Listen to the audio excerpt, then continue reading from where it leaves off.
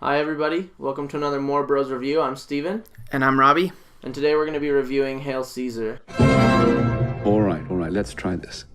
Hail Caesar is the new Coen Brothers movie that's just come out, and it follows the studio system in Hollywood, and it follows, what's his first name?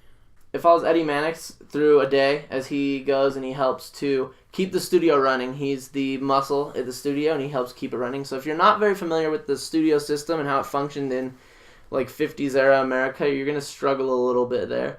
But it's a really hilarious movie as we see him go through and trying to keep actors happy and directors happy and just keep the pictures coming out as he watches different movies and tries to just keep everything that's crazy going along, because during the studio system, he had to keep not just track of the actors and make sure they were doing what's right, but he had to also make sure that their personas were the way that they were trying to be portrayed, so that way people would still like them. Yeah, they have to deal with the actors, the directors, even like the press. And there's a lot of twists and turns in this movie involving a kidnapping and the kidnappers. Yeah. So the trailer gives that away, right? That's George Clooney gets kidnapped. He's Baird Whitlock. He's the big movie star of the studio. He gets kidnapped. And they don't really know. They think he's just kind of gone because he's kind of a womanizer and stuff. And so they just think he's gone. And Eddie Mannix just goes throughout the rest of his day trying to make sure everyone else is doing good as they're trying to get a new actor from Westerns into just normal dramas, and they're trying to change his image.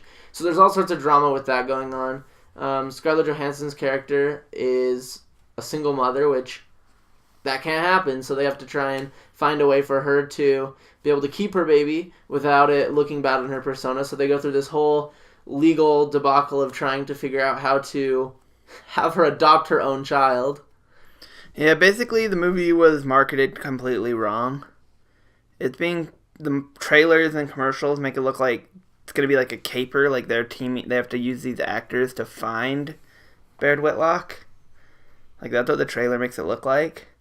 But and honestly, like very rarely do the storylines even interconnect. There's like all these separate storylines. The only real through line through the whole thing is the character of Eddie Mannix. There is a little bit of crossover, but not very much. No. But it's a strong comedy. It's written pretty much like a normal Coen Brothers comedy is. Just really odd and strange characters, but great characterization.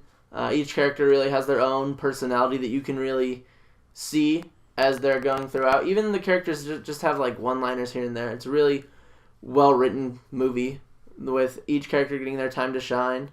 And just strong direction by the Coen Brothers as usual. Yeah, and one thing I noticed in the writing and directing, and it tends to be throughout a lot of the Coen Brothers stuff, is the concept of like religious themes and religious imagery. Like, I don't necessarily know anything about their own views on stuff, but they tend to have a lot of religious themes. Even back to like Big Lebowski, the dude is essentially supposed to be a Christ figure who happens to love drinking White Russians and being high, but he's still like a philosophical guy who is supposed to be like all loving and everything. And it continues into this because the movie that George Clooney's character, Baird Whitlock, is making is a biblical epic.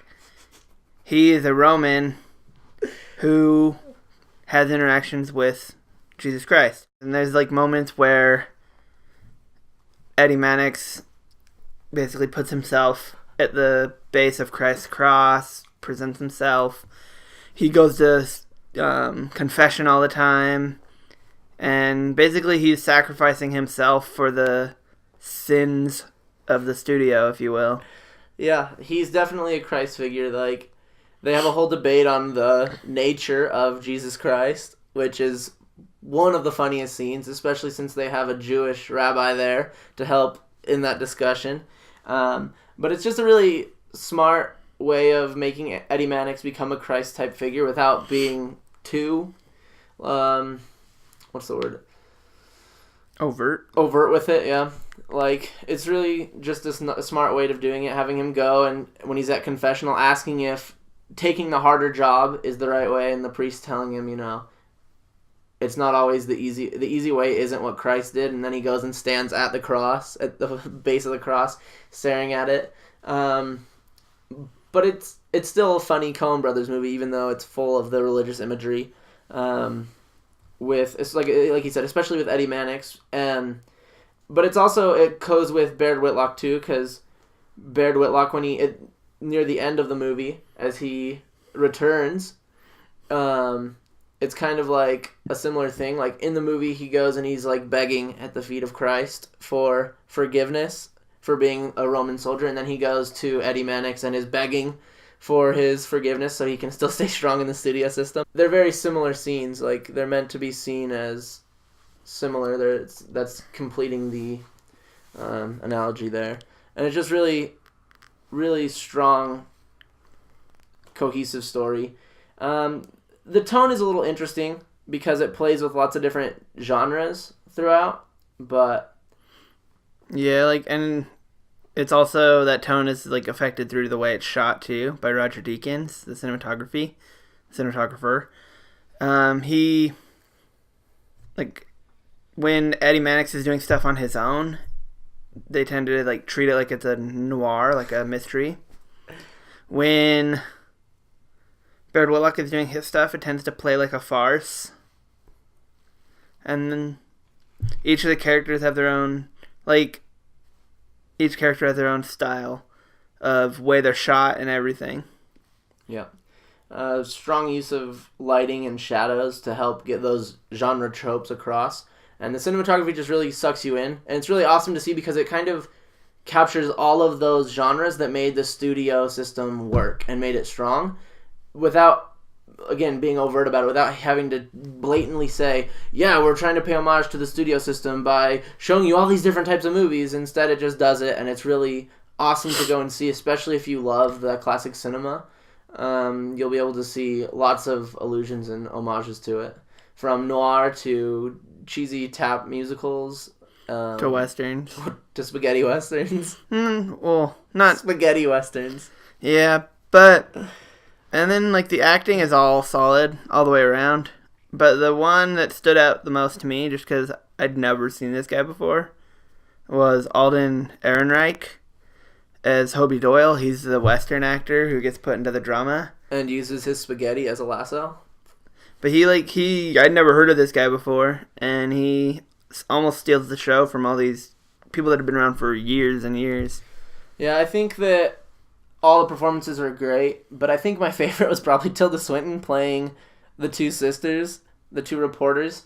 But that's just because it was so fun. It was so unique and funny, but they were all great performances. Ralph Fiennes was extremely hilarious as Lawrence. Sorry, almost said his name wrong. But it just... Every actor really understood their character, really goes for it in each role. Strong in their objectives and in their use of their characters' personalities. It was just really awesome to see this strong cast of actors be able to do something kind of outrageous for the Coen Brothers. Yeah, in the end, it's not the best Coen Brothers movie, but it's also not their worst. Not even close. Nope. And I thought it was really solid. And I'm going to give it a 4.2 out of 5. I would say the same. It's not a bad movie. It's not one of the best Coen Brothers movies, but even an okay Coen Brothers movie is better than most movies that we see. So I'd probably give it a 4.5 out of 5. So you should definitely go check it out. Hopefully you like our video. Everyone please like, share, comment. Subscribe Subscribe to our channel, please, so you can know when our videos come out. Let us know what you thought, and thanks for watching.